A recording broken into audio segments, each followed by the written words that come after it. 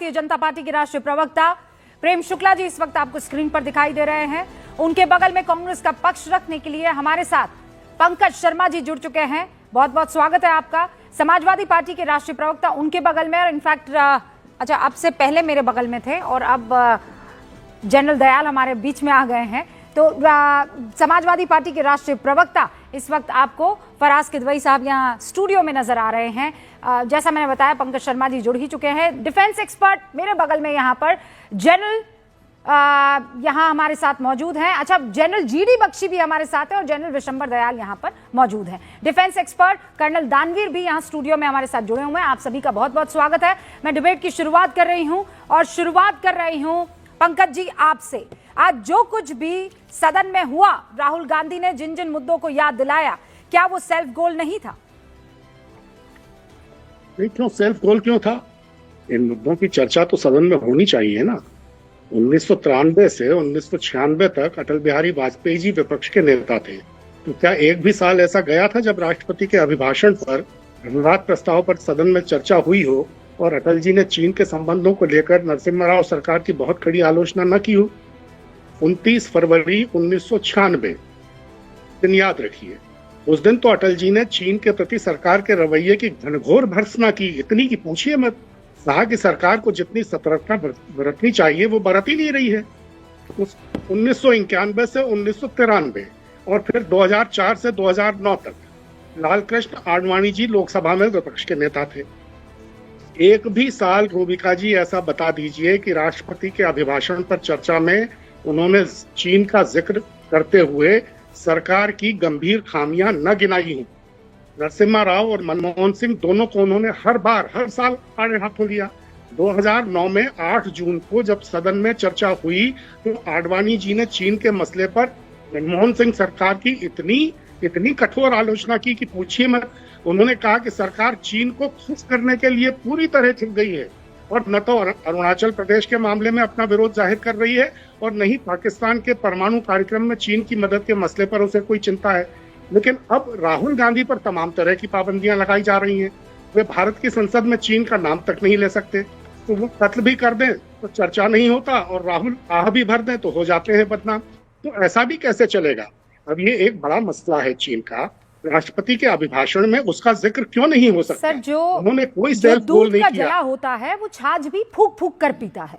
आप हमेशा से ये जानते हैं कि चीन के मुद्दे पर जो किताब आई नहीं उसका जिक्र करना, जो किताबें आ चुकी है वो नेहरू जी को जो है कटघरे में खड़ा करती है, उनकी नीति को कटघरे में खड़ा करती है। अब उस पीछे जाने का मकसद आज की तारीख में मुझे नहीं लगता है किसी को कुछ सर्व करेगा। क्या करेगा? कुछ नहीं करेगा। लेकिन राहुल गांधी जानबूझकर क्या ये काम नहीं कर जाते हैं? फिर आप कहते हैं कि मोदी उठते बैठते सोते जागते, बीजेपी उठते बैठते सोते जागते, उनको नेहरू जी याद आते हैं। अरे वो याद तो किसी और ने नहीं, राहुल गांधी ने ही दिलाई है। जब जब चीन का मुद्दा उठेगा तब तब नेहरू जी को आना पड़ेगा और जब जब नेहरू जी आएंगे तब तब जो गलतियां हुई हैं उसे देश याद करेगा कि नहीं करेगा? सर, सिंपल सी बात है। तो अगर नेहरू जी के कार्यकाल में चीन के मामले में हुई गलतियों का कुछ किताबों में जिक्र है तो उनकी भी चर्चा होनी चाहिए। क्यों नहीं होनी चाहिए? अरे 1962 में जब चीन का युद्ध चल रहा तो था, फिर उस चीज के लिए तैयार चल रहा था और अटल जी ने मांग की। सबके सब, चाहे वो सोशल मीडिया हो चाहे वो मीडिया हो, आप सब जगह आकर ये कहने लगे कि नेहरू के बगैर तो ये जी नहीं सकते हैं। तो फिर उस मुद्दे को उठाना क्यों और फिर ऐसी किताब का जिक्र करना जो अभी तक आई नहीं है? Why did you waste the precious time of parliament?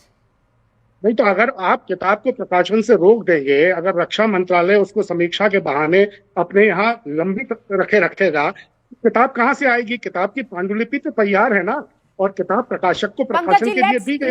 Let's be very fair here. आप फेयर आदमी हैं। नरवणे साहब ने तो इंटरव्यू दिया था। आपको लगता है कि नरवणे साहब अपने दिल की बात कहने में सक्षम नहीं है? वो किसी से खौफ खाते हैं? अगर किताब को पब्लिश नहीं किया जाने दिया तो फिर वो कह देते ना। 10 तरीके की दूसरी बातें उन्होंने कही, इंटरव्यू में ये बात क्यों नहीं कही उन्होंने? किसी ने रोका था उनको? नहीं, नरवणे जी ने तो कहा कि मेरी किताब रक्षा मंत्रालय में समीक्षा के लिए लंबित है। कैसे नहीं कहा उन्होंने? और ये जो थिंग ना, आप कह रहे हैं नहीं, फिर आप now you are changing the goal post. Pankaj ji, आपने कहा कि पब्लिश नहीं होने दी, दूसरी तरफ आप उनको कोट कर रहे हैं जिसमें वो कह रहे हैं कि समीक्षा के लिए अभी रखी गई है। दोनों में जमीन आसमान का अंतर होता है। रक्षा मंत्रालय ने समीक्षा के बहाने उसको लंबित किया हुआ है। तो मुझे ये बताइए कि कैरेवान मैगजीन में जो अंश छपे हैं वो कैरेवान मैगजीन को किसने दिए? नरवणे साहब ही ने तो दिए होंगे या प्रकाशक ने दिए होंगे। तो इसका मतलब किताब की पांडुलिपि अस्तित्व में है, और किताब को अगर आप प्रकाशित न होने दें और फिर कहें कि ये जो किताब आई नहीं उस पर कैसे चर्चा हो सकती तो है? सर नियम के खिलाफ तो नहीं ही जा सकते ना आप। हर कोई आपके हिसाब से थोड़ी चलेगा, और नियम बकायदा आपको दिखाए गए हैं। यहाँ प्रेम शुक्ला जी भी मौजूद हैं।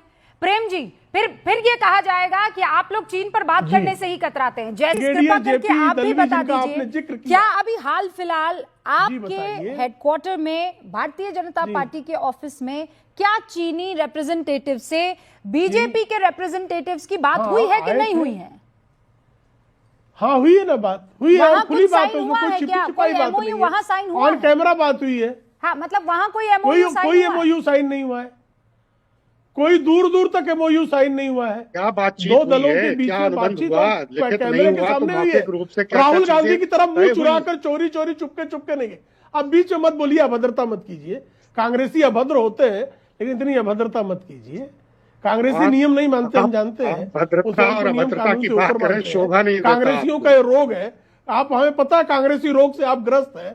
हम जानते हैं कि पंकज जी आप कांग्रेस के धैर्य खो देने वाले रोग से ग्रस्त पूरे देश ने देखी है, बार बार देखी है। इतनी अभद्रता क्यों करते हैं? आपका हाँ, हमें जानता हूं, मैं तो आप दोनों अपने भद्र रूप में आ बार जाइए। बार अभी देखा दोनों है। भद्र रूप में आ जाइए और मुद्दे पर आ जाइए। मुद्दे पर मैं चीन की बात कर रही थी। प्रेम शुक्ला से मैंने सीधे तौर पर सवाल पूछा, चीन के लोगों से आपने एमओयू साइन किया? उन्होंने कहा नहीं हुआ, कोई एमओयू साइन नहीं हुआ। ऑन कैमरा बात हुई है, और क्या बात हुई है वो ऑन कैमरा कोई भी पता लगा सकता है। अब पंकज जी बार बार वो आपसे इस मसले पर पूछ लेते हैं कि आप लोगों ने कोई एमओयू साइन किया कि नहीं किया। आप भी उतनी ही ताकत से बोल दीजिए, हाँ कि ना, जो भी है बता दीजिए, क्लियर कर दीजिए। अरे दुनिया भर के देशों में राजनीतिक दलों के बीच क्या बताएंगे? चंदा लेने वाले होते रहे हैं। ऐसा तो नहीं है कि नहीं चंदा हुए। चबा गए। प्रेम राजीव शुक्ला जी, गांधी रुकिए, फाउंडेशन के लिए बोलने चंदा दीजिए। लेते हैं, प्रेम शुक्ला जी, चंदा खोर है। प्रेम शुक्ला जी नहीं, मेरे बीच में बोल रहे थे ना, बोलने दीजिए। शर्मा जी इनको को भद्रता का प्रमाण पत्र दे रहा हूँ। हाँ हाँ, बस इनको भद्रता का प्रमाण पत्र दे रहा हूँ मैं। शुक्ला जी प्लीज, मेरे बीच बोल रहे थे हाँ, ना। आपने अब मैं चाहती हूँ एक एक करके दोनों अपनी अपनी बात रखे। हाँ 20 सेकंड में बात रखिए पंकज शर्मा जी। कह रहा हूं कि राजनीतिक दलों के बीच इस तरह के अनुबंध होते रहे हैं।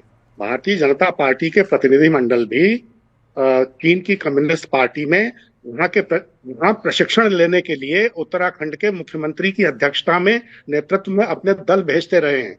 अभी भी भारतीय जनता पार्टी के दफ्तर में जो है ये मुलाकात हुई है। इसमें लिखित अनुबंध नहीं हुआ तो क्या हुआ? प्रेम शुक्ला बताएं कि क्या मौखिक अनुबंध हुए? कोई अनुबंध नहीं है। सुनिए सर, बात आ गई है पूर्व आर्मी चीफ पर, बात आ गई है जो किताब छपी नहीं उसका जिक्र करने पर।